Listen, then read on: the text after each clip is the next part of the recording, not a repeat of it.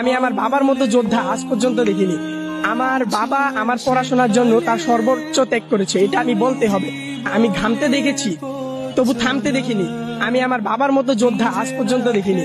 আমার বাবা আমাকে খাওয়াতে গিয়ে, আমার পড়ালেখার খরচ বহন করতে গিয়ে যে কত অক্লান্ত পরিমাণ কষ্ট করেছেন, ওইটা আমি নিজের চোখ দিয়ে দেখেছি। এবং আমি ভবিষ্যতে যাই করতে চাই, আমি আমার বাবার জন্য করতে চাই। আমি আমার বাবা এবং আমার মায়ের জন্য উৎসর্গ করতে চাই।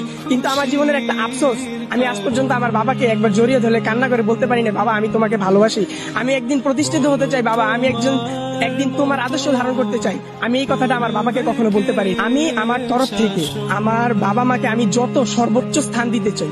আমার কাছে যদি সাধ্য থাকতো এবং আমার বাবা মা যদি ওইটা চাইতো, আমি আকাশের চারটা যদি পারতাম, আমি আমার বাবা মাকে এনে দিয়ে দিতাম। কারণ আমি আমার বাবা মার জন্য সর্বোচ্চ ত্যাগ করতে রাজি আছি।